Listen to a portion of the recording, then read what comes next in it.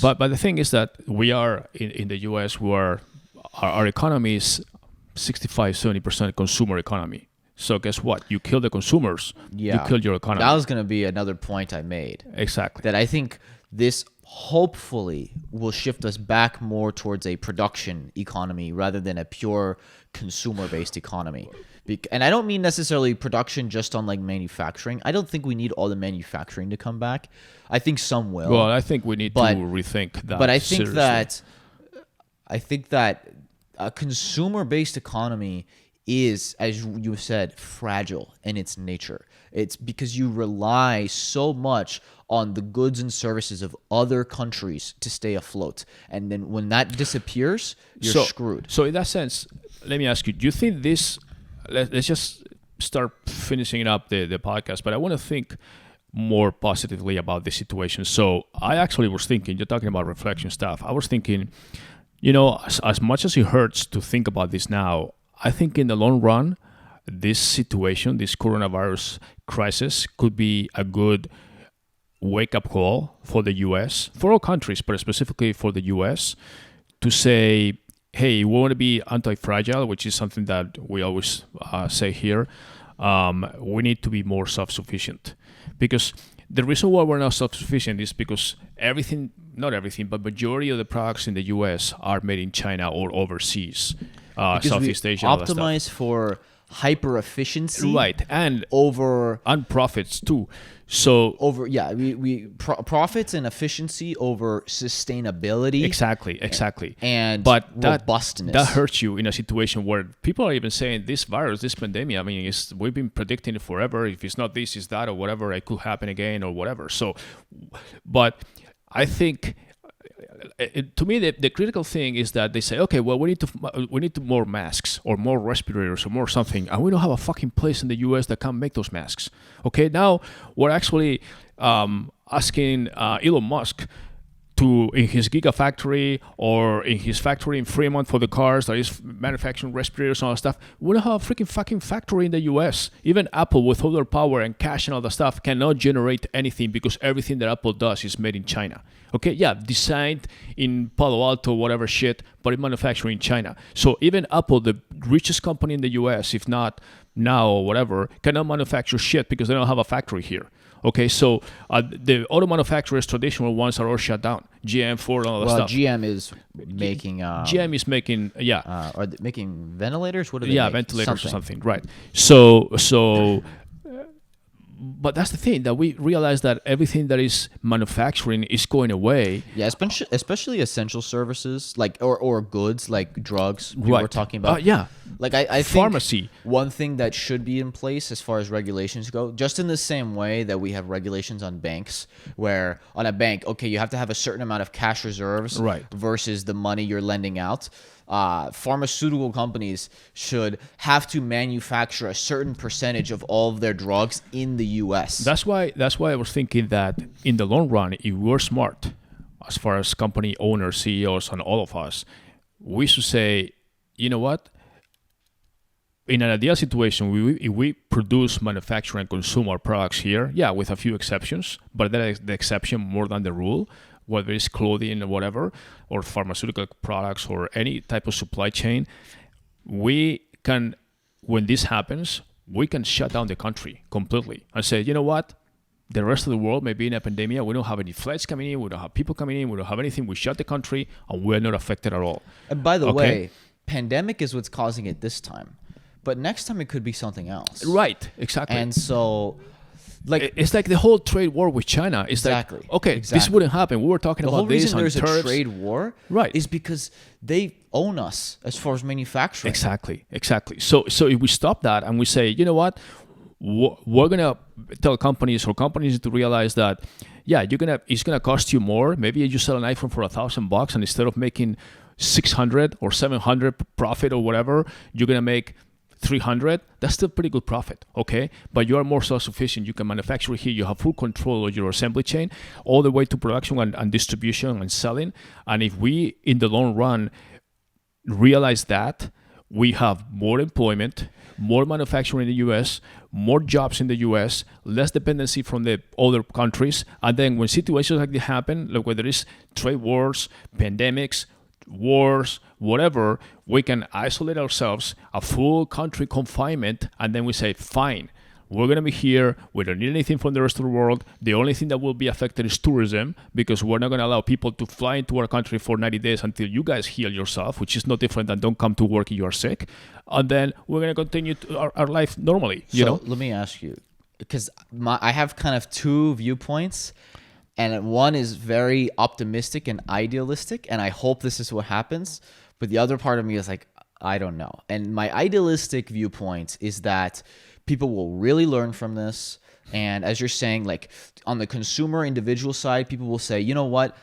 I don't need to be so materialistic. I need to make sure that I have savings and a security net for myself before I go out and buy that new car, buy that new purse, buy that new pair of shoes, whatever, right? Those non-essential things, basically, that maybe people will finally decide, you know what, I need to worry more about saving money. Where's the second? On companies, same thing. Hey, you know what? Maybe we shouldn't take out debt to buy back shares. Maybe we shouldn't do that, right? That everyone across the board will be more responsible, and that's and less hyper consumerist, I should say. My other kind of more cynical viewpoint, and I hope this isn't the case, is that a lot of times people just don't learn. And that maybe this will be over, and in a year from now, people are just like back to their same old ways. I don't know. I hope it's my idealistic way is what happens. No, I mean, I know. I mean, I could, if I were to bet money, which I don't like to bet. But anyways, I would say that we will remember this. We have short-term memory. That's my fear. And we will. The same thing happened during the recession 12 years ago now. Everybody said, yeah, we need to do this. The average household debt went down. Everybody was living within their means. The credit card debt was down. And then if you remember the mortgages, the delinquencies, all that stuff. And then all of a sudden the average debt kept creeping up and creeping up and creeping up. And then it went back to pretty much normal. The rules were changed. I mean, you want to buy a house, yeah, you need to have 20%. My argument for the optimistic, idealistic viewpoint is that I think the last 10 years are not, we're not a reflection of reality. And I think that the reason I said that I thought this recession was coming within the next couple of years anyways is because the economy wasn't actually so good and the world wasn't actually booming. It was just artificially inflated. And my optimistic viewpoint is that when you look at what they call the greatest generation, which is the generation that was basically went through the Great Depression and then World War II and won World War II, that's what they call the greatest generation before the baby boomers. They went through the Great Depression and learned. And it's a famous thing that people who lived through the Great Depression, they were incredibly self-aware, not self-conscious is not the right word, but basically responsible. Yeah, fiscally, they remember. They didn't forget that. They were like that for the rest of their lives. Yeah, and now it's basically, that was 100 years ago, 90 years ago, so people forget. And I think obviously people will remember. So do you think it'll be another 2009 where, okay, in a year from now everybody's back to normal? Because really people didn't change their behaviors. I don't think it's going to happen in a year from now. Or do you think it'll be more like the greatest generation where now everyone is like, oh no, we really need to reflect and change our ways? I think? Yeah, no, I think definitely it's not going to be a year. In a year we'll probably not be out of the recession, whatever. But as time goes by, things will start softening and people will forget. Because you think people will forget? That's human nature, and as older generations will always be more and more cautious, but the younger generations will basically say, "Oh yeah, whatever." But the greatest generation, I think I'm not. They went through when they were in their 20s and 30s. Yes, so I'm not talking. I understand, but it was a different era. There was less communication. There was less everything. I mean, less so progress and everything. You're taking the more cynical of like people are. No, it's not cynical. It's just basically human psychology. I mean, I always give the analogy of, I'm driving down the road and I'm going or on the freeway and I go over 75 miles per hour, and all of a sudden I'm going 80, 85, whatever, and I see a cop that pulls over behind me, and it's like, oh, it's coming. And it's like, oh, fuck. And then it's like, okay, shit, I'm not going to do it again. Why did I do this? Blah, blah, points on my license, blah, blah, blah, blah. And then all of a sudden the cop pulls over and keeps going forward. It's not pulling me over, and it's not for me. And I'm like, oh, thank goodness, blah, blah, blah. It's great. And I go continue at the speed limit for the next 10 miles. And then after a while, it's like back to 85. Because I know what you're saying. And that happens with everything. That's just human nature. We tend to forget these things. I hope we're wrong, though. I know, but I hope more than us individuals, that's what we live in a place, in a government. I'm more relying on. I'm hoping that governments around the world. Well, I know that's very idealistic, but that's why you have governments. There's things that are at the macro level that you cannot take care of yourself. Right. Now, if I'm a restaurant owner, like I said, I'm going to start taking care of things and maybe keep costs at bay. As a business owner, yes, but as an individual, it's a little different. No, but what people cannot. The average person who says, "What can I take away from this?" I mean, one thing is, yes, you can say, oh, I changed my mind on certain economic policies or something. And so when I go to vote, I'm going to vote for people who have whatever, right?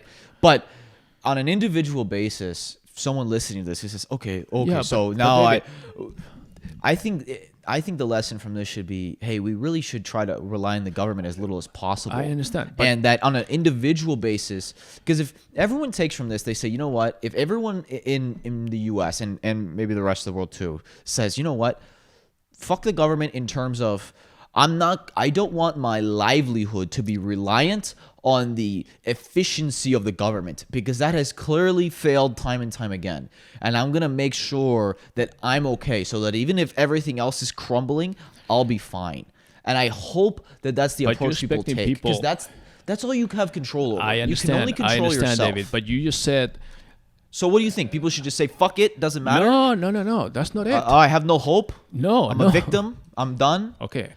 I mean, that's basically what you're saying. I don't understand your point. What I'm saying is that people will forget. You just said that last week you're going out and people were still in restaurants. That's when we have the news 24/7 and people are still going out to restaurants. I think that's more denial. Well, they haven't forgotten anything. Whatever it is, denial or whatever you want to call it. But the fact of the matter is that when we heard about this situation that was getting serious, you and I chose to be confining ourselves, even though we don't have that lockdown in Arizona just yet for now. But I haven't really been going out to any restaurants or anything for the last 3 weeks, other than going to buy food or buy something essential or something. For the most part, I've been just working and doing stuff. That's because I made that choice. I said my health, for me, as I always said, is my number one asset. Without health, I'm fucking shit. So I'm investing in my health, and if that takes me to be home for 3 days, that's what I'm going to do. Now, some people, with all the information they have, with their office being locked down, with kids not at school or whatever, they're still going out to restaurants, all that stuff. But the difference is, here's the difference.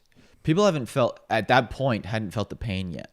People are starting to feel the pain now. Okay, yeah. But so you don't think people will learn the lesson? I think people will learn the lesson and then forget the lesson. Okay, well then that's not learning the lesson. Well, You don't think this will be basically, like I said, where the people who went through the Great Depression changed their behaviors for life? Yes. You don't think that's going to happen? I don't think this is going to cause people to change their... You don't think 30% unemployment and the biggest GDP loss the U.S. has ever seen in the country's history is going to change things? I think the people that are going to be changed are the people that are actually... 30% unemployment. Okay, let me finish. I think you're asking me my opinion, okay? But if I give you my opinion, don't get upset. But I'm telling you that I think people that were... I'm just trying to take the more optimistic view. No, I'm telling you it's optimistic. I'm telling you that people that are being affected personally, whether they were laid off and lost their jobs, or they lost a relative or family person. I know people that lost their uncle or their mother or something. Those guys will remember forever.